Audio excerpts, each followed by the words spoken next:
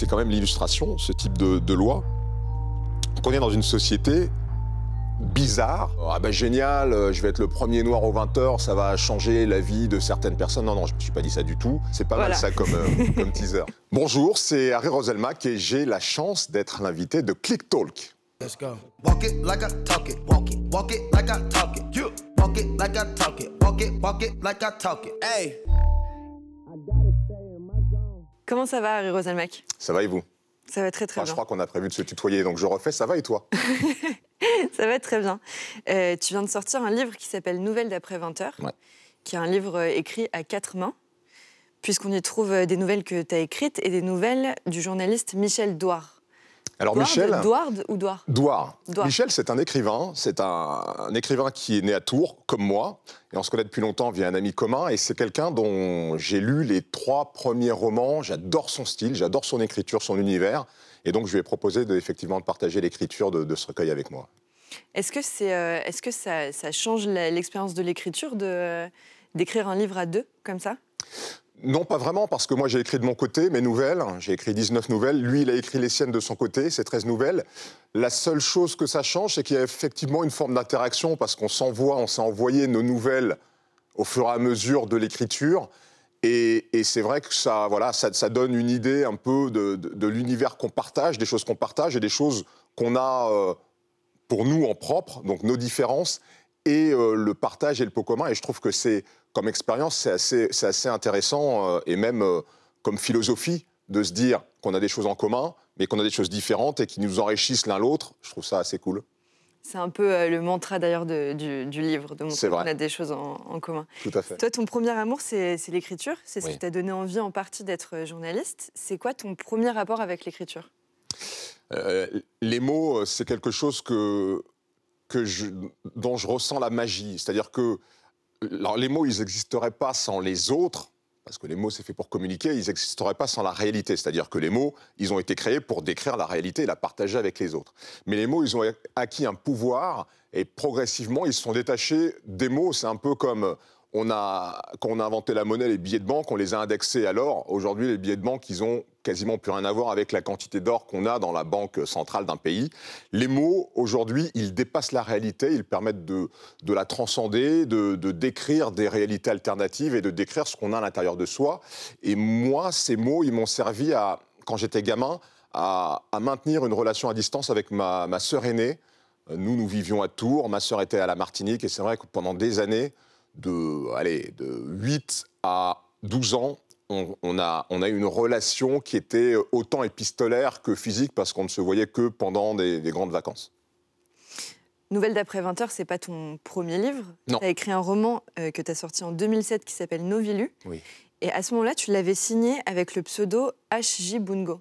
Oui. Pourquoi tu as décidé aujourd'hui de signer avec ton nom, Harry Roselmack? On te voit sur la couverture.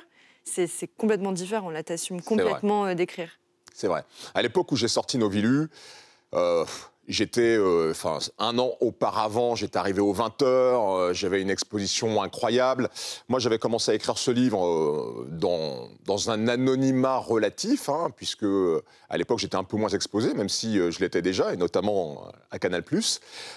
Et je me suis dit, à cette époque-là, j'ai pas envie de vendre un livre pour de mauvaises raisons. J'ai pas envie que des gens l'achètent avec l'estampillé vu à la télé.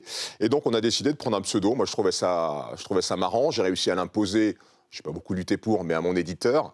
Mais on s'est vite rendu compte qu'il a fallu à un moment communiquer, sortir du bois. Et donc, il y avait déjà une première petite incohérence, puisque quand je faisais des plateaux et des émissions, évidemment, on voyait bien que H.J. Bungo, c'était moi. Maintenant, cette deuxième identité, je continue à l'assumer. J'ai écrit, par exemple, les textes d'un album de musique lié à un film, et ces textes, je les ai écrits sous H.J. Bungo. C'est un nom d'auteur que j'assume. Mais là, pour ce livre, l'idée, c'était vraiment de le faire en pleine... connaissance de cause de qui était l'auteur, de l'assumer comme tel, parce que derrière, il y a un objectif, dont on va peut-être parler, donc je ne veux pas trop en dire, mais derrière la publication de ce livre, il y a un objectif qui dépasse la simple envie de partager des histoires. Dans ta carrière de journaliste, toi, tu en as entendu beaucoup des histoires. Tu as une carrière déjà très longue et très riche. Merci de me le rappeler. as commencé à la radio, tu es passé par Canal+, comme tu disais. Tu as été le premier journaliste noir à présenter le 20h de TF1 en 2006. Et pour l'instant le seul, j'espère que ça ne durera pas trop. Pour l'instant le seul. Tu as fait plusieurs longs formats de documentaires en immersion sur des sujets de société et tu présentes l'émission 7 à 8 depuis 2009. Est-ce qu'il y a des rencontres dans ton parcours de journaliste qui ont infusé et inspiré les histoires des nouvelles de ce livre ? Oui, le monde tel que je l'ai observé a évidemment une influence sur les histoires que je peux construire dans mon fort intérieur et partager par la lecture, c'est sûr. Quand on regarde les nouvelles, ces histoires courtes qu'on propose dans l'ouvrage et que j'ai écrites, on y voit plein de thèmes de société, la question des violences faites aux femmes, la question du traitement de la seniorité, donc de l'âge avancé, la question des violences policières, la question de l'immigration. Tout ça est abordé, mais par le biais d'histoires, de façon indirecte, j'espère un peu subtile, en tout cas la plupart du temps, et de façon indirecte par le biais d'histoires et de personnages qui sont confrontés à des situations. Mais c'est sûr que mon métier d'observateur de la société, qu'est le métier de journaliste, joue sur ce que j'écris de façon générale. Et on dit souvent que c'est jamais anodin, la façon dont on commence un livre. Et toi, tu ouvres ton livre avec une nouvelle à propos d'une femme qui va faire ses courses, qui décide d'aller aider un SDF, et qui, en fait, se rend compte que le SDF n'a pas forcément besoin de son aide. Exactement. Je me suis dit que si tu t'avais décidé d'ouvrir ton livre par ce sujet-là, c'est forcément que c'était un sujet qui te touchait particulièrement. En fait, je trouve ça profondément humain, et éminemment humain. Et moi, l'humain, c'est ce qui compte toujours le plus dans ce que je fais.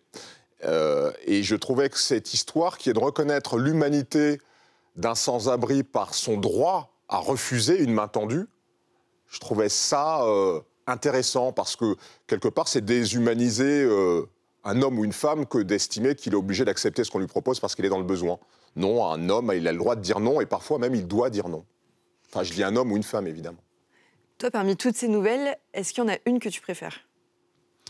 Ou que tu as aimé écrire particulièrement ? Ah, ça, la question est mieux posée ensuite, parce que moi, je les aime toutes pour des raisons différentes, en fait.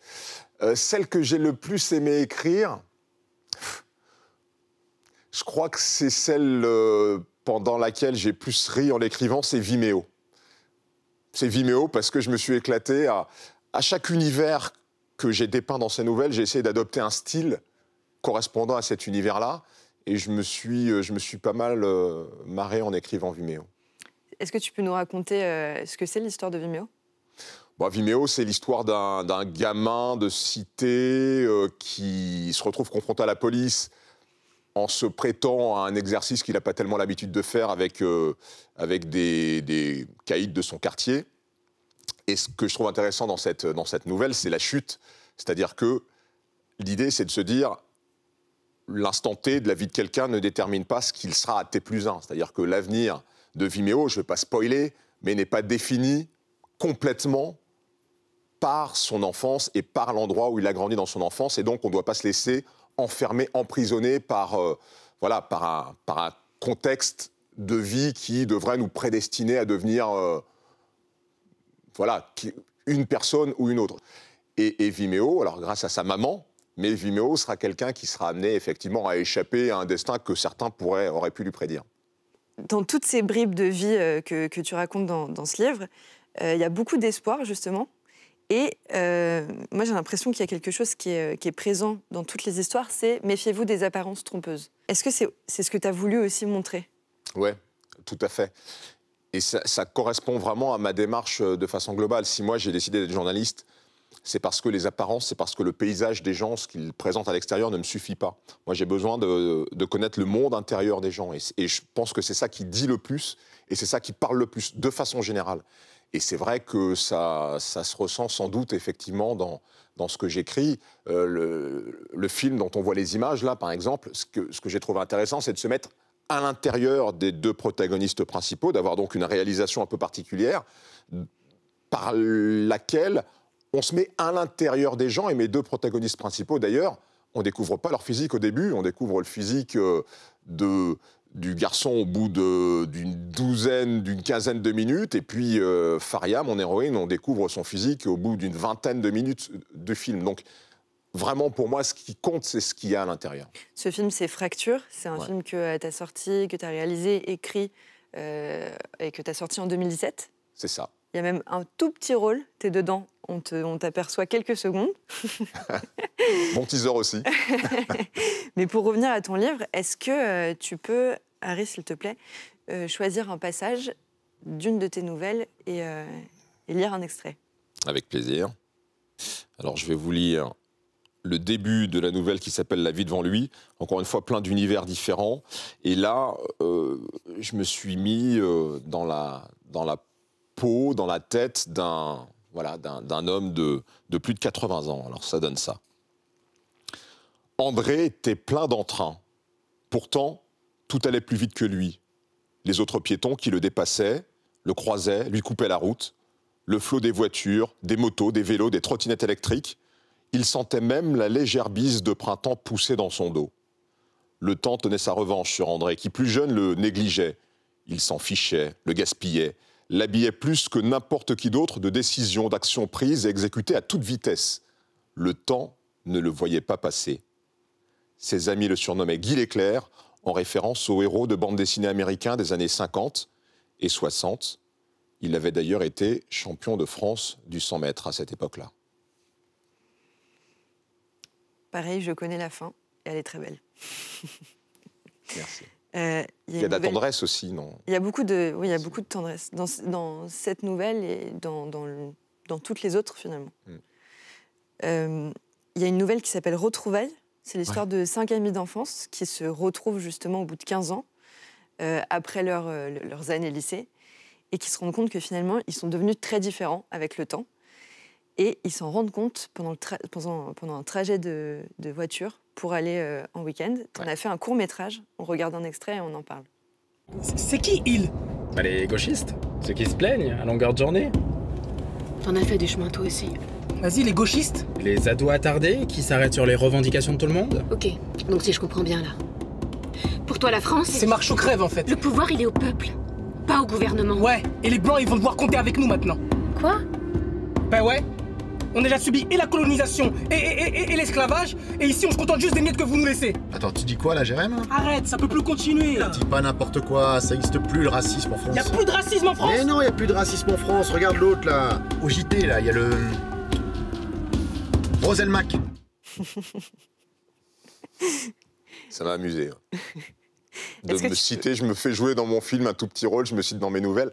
C'est pas égocentrique. Dans l'absolu, peut-être un petit peu d'ailleurs, mais non, c'est juste le clin d'œil et effectivement la réalité d'un jugement qui peut être porté sur mon arrivée aux 20h, qui certes a été hyper importante et symboliquement très importante. J'en ai des témoignages tous les jours de gens que je croise, et même de journalistes, de gens qui sont devenus journalistes parce qu'ils m'ont vu à l'époque aux 20h et qui pensaient ne pas pouvoir l'être à cause de la couleur de leur peau. Néanmoins, ça n'a pas tout changé et évidemment, il ne faut pas tomber dans l'excès inverse en disant que la France a changé le jour où je suis arrivé aux 20h de TF1, c'est pas vrai. Qu'est-ce que ça fait d'être un symbole comme ça? D'être le symbole du premier journaliste noir dans un JT aussi important que le 20h de TF1? C'est quelque chose que j'ai assumé, mais que j'ai assumé comme une conséquence d'un choix qui a d'abord été un choix professionnel. Moi, je n'ai pas accepté la proposition qui m'a été faite par TF1 en me disant « Ah ben génial, je vais être le premier noir aux 20h, ça va changer la vie de certaines personnes ». Non, je ne me suis pas dit ça du tout. J'ai accepté cette proposition professionnelle qui me semblait un challenge intéressant pour moi. Je me sentais aussi la capacité de pouvoir faire ça. C'était mon métier, c'est ma vocation, c'est mon kiff. Donc je l'ai accepté pour ça. Et j'en ai évidemment, et j'étais obligé d'en accepter les conséquences. Et le fait que certains érigent... Alors, moi, m'ériger en symbole, non, c'est pas du tout mon style. Je rejette, je repousse un peu ça, mais faire d'un symbole ce qui m'est arrivé et l'exposition qui a été faite ce jour-là de ma personne, ça, je l'assume complètement. Il y a beaucoup de gens encore qui voient pas l'intérêt des représentations dans les médias, dans les films. Pourquoi, selon toi, c'est important que la France soit représentée comme elle est dans tous les médias, que ce soit artistique, informatif ou dans la pub?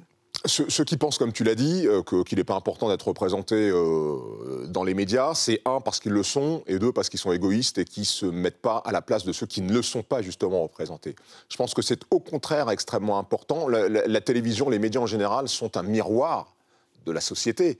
Alors pas tout le temps, on peut être dans des choses qui sont fantasmées, c'est un peu comme les mots, mais de façon générale, c'est quand même un miroir de la société. Et si on ne s'y voit pas, quelque part, on n'existe pas complètement. C'est-à-dire qu'on n'est pas complètement reconnu. Et on ne peut pas faire fonctionner une société sans donner une place à chacun. C'est comme une famille.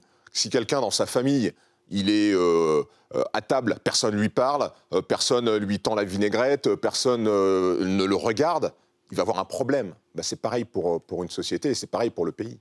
Est-ce qu'aujourd'hui, on y est arrivé ou il y a encore du chemin à faire en termes de représentation ?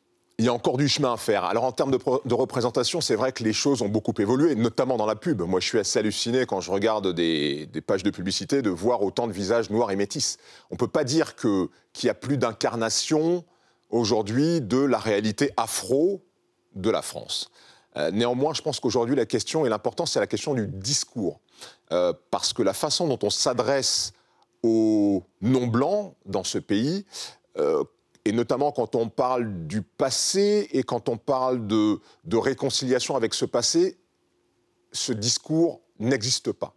J'ai été extrêmement choqué d'entendre il y a un mois notre Premier ministre Jean Castex à la télévision, dans le journal de 20h, balayer d'un revers de main un peu méprisant la question de la repentance. Non, on ne réconcilie pas une famille, encore une fois, en méprisant une partie des membres de cette famille. Il faut vraiment la réconciliation. L'union passe par la réconciliation. Ça passe par le fait de reconnaître des erreurs qui, sans être les siennes directement, sont celles d'un État que l'on incarne en plus, que l'on représente, comme ça a été fait pour d'autres séquences historiques en France, qui doit reconnaître les erreurs qu'il a commises. La représentation dans le cinéma, c'est très important. On en parle de plus en plus, que ce soit... en termes même de féminisme, de handicap, c'est vraiment sur tous les sujets en ce moment. Toi, tu t'es confronté au cinéma, enfin, en tout cas à la réalisation d'un long métrage qui s'appelle Fracture, on en parlait tout à l'heure rapidement, qui est sorti en 2017. Ça raconte les fractures sociales en France à travers des personnages qui n'ont rien à voir les uns avec les autres, mais qui à la fin se rendent compte qu'ils ont quand même des points communs. Ouais. En France, en 2020, on en a vu plein des fractures sociales. Encore aujourd'hui, là, c'est catastrophique. Selon toi, en quoi la presse, elle a un rôle à jouer là-dedans et dans la réconciliation? Quel rôle elle a à jouer dans ces fractures qui divisent la France aujourd'hui? Je crois qu'effectivement, on a un rôle à jouer qui est un rôle d'éducation. Alors les journalistes, encore une fois, on leur fait peser beaucoup de choses sur les épaules. Ce n'est pas les journalistes qui prennent des décisions. Les journalistes, ils sont des observateurs qui observent une réalité et la retransmettent de la façon la plus honnête possible. Et rien que cette fonction-là, elle est importante. Et moi, c'est ce que j'ai essayé de faire dans les immersions. C'est-à-dire que dans les immersions, j'allais voir des communautés de personnes qui étaient un peu en marge et qui étaient stigmatisées souvent sans qu'on les connaisse de façon intégrale. Et c'est ça que je trouve quand je parlais de ne pas s'arrêter au paysage des gens, mais d'aller voir leur monde intérieur. C'est-à-dire que si tu prends qu'un trait de caractère saillant ou un comportement qui te semble le plus décalé par rapport à ta réalité à toi et que tu juges cette personne en fonction de ce seul trait de caractère, tu vas la mettre en dehors d'eux. Tu vas la mettre en dehors de toi déjà, de ta réalité, et tu vas la juger comme quelqu'un de différent, voire quelqu'un de menaçant. Mais si tu fais cet effort, et là, nous, journalistes, c'est aussi notre rôle, si tu fais cet effort d'aller voir ces gens, de passer du temps avec eux, et que tu montres qu'ils ne sont pas réduisibles à cet aspect-là, et que tu le montres à la télé pendant 1h30, comme on le faisait avec les immersions, bah, c'est participer effectivement à la meilleure connaissance de l'autre. Et ça démine les peurs. Et c'est ce que je montre dans ce film. C'est-à-dire que le fait de se parler et d'échanger, de se connaître, ça finit pas par nous mettre d'accord. On est trop éloignés l'un de l'autre pour se mettre d'accord, mais ça permet de voir l'humanité dans les yeux de l'autre et dans le comportement de l'autre. Et ça permet d'éviter le pire, parce que quand tu reconnais l'humanité de l'autre, tu ne l'élimines pas et tu ne le rejettes pas comme ça, de façon méprisante et dangereuse. On va parler d'un sujet un peu différent. En ce moment, c'est la loi sécurité globale qui fait que les gens sortent dans la rue. On en parle beaucoup dans les médias. Ça concerne directement les journalistes, ça concerne directement les policiers, ça concerne globalement tout le monde. Toi, ton père, c'est un ancien fonctionnaire de police, t'es journaliste. Est-ce que vous en parlez ensemble ? Alors, on l'a juste évoqué rapidement, on n'a pas eu le temps de faire débat sur cette question, mais c'est vrai que c'est une question qui interroge, parce que c'est quand même l'illustration, ce type de loi, qu'on est dans une société bizarre dans laquelle le policier qui est censé nous protéger doit se protéger du citoyen, dans lequel le citoyen qui est censé être protégé par le policier doit se protéger du policier. Enfin, c'est n'importe quoi, disons-le très clairement. Donc, le constat, c'est du n'importe quoi, mais une loi comme celle-là n'arrange pas ce n'importe quoi. Ce n'importe quoi, il faut, me semble-t-il, essayer de le résoudre en allant à la racine des problèmes. Et la racine des problèmes, c'est l'éducation, c'est le fait de parler aux citoyens, et c'est la formation pour ce qui est des policiers, le fait de former les policiers, de bien les former. Toi, en tant que journaliste, est-ce que c'est un retrait de liberté que de dire on n'a plus le droit de filmer les policiers ?